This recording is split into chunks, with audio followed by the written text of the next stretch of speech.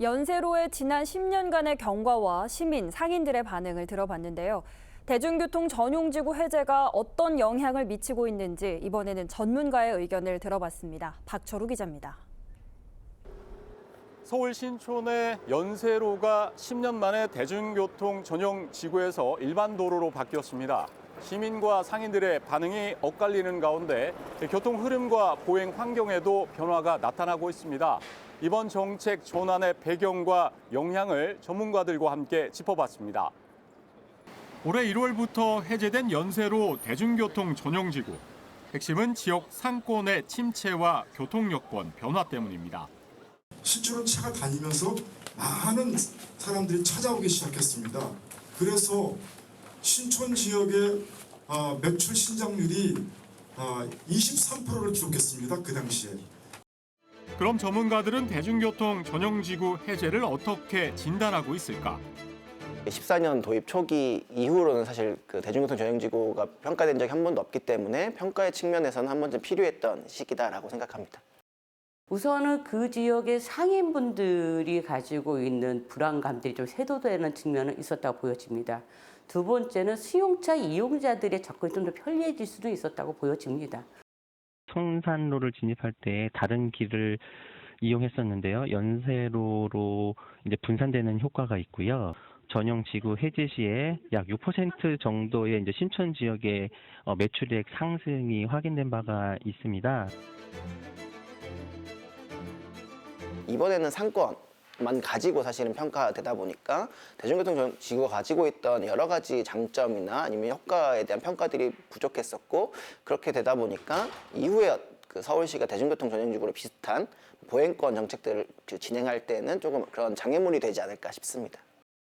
대중교통 중심의 정책을 굉장히 중요합니다. 이 상징적인 공간을 좀 더 확대시키기 위한 노력들이 좀 필요해서 이게 부족한 게 좀 아쉽다라는 것이고, 그렇다고 이걸 해제하는 것들이 아니라 오히려 보완을 해서 어떻게 이걸 좀 확대시켜 나가면서 사회적 가치를 높일 것인가, 이런 정책적 과정들이 필요하다고 생각합니다.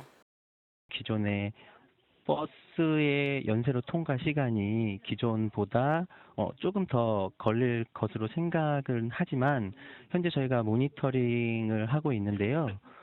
우려될 만큼의 지체가 발생하고 있지는 않습니다.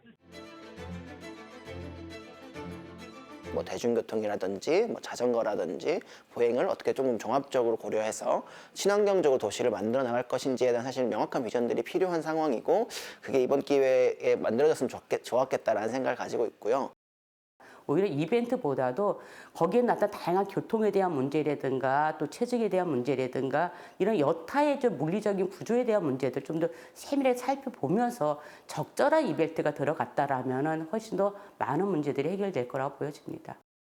교통관리 대책 아니면 보행 친화 정책 이런 거를 계속 진행을 해 나갈 계획이거든요. 교통 정체 문제라든가 안전 문제 이런 대책을 이미 수립을 한 거고요.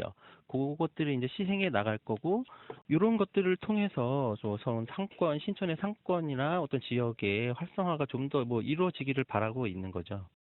연세로 대중교통 전용지구 해제 이후 상권 활성화와 교통 흐름 개선이라는 긍정적인 기대 속에 이 보행 안전과 교통 혼잡에 대한 우려의 목소리는 여전히 남아있는 상황.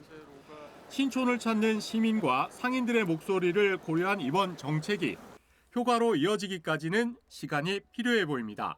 BTV 뉴스 박철우입니다. BTV 뉴스를 더 많이 보고 싶으시다면 여기 구독 버튼을 눌러주세요. 추천 영상도 누르면 바로 재생됩니다. 또 다양한 서울 소식을 보고 싶으시다면 휴대폰에서 가지 앱을 다운로드해보세요. 저희 BTV 뉴스를 시청해주셔서 감사합니다.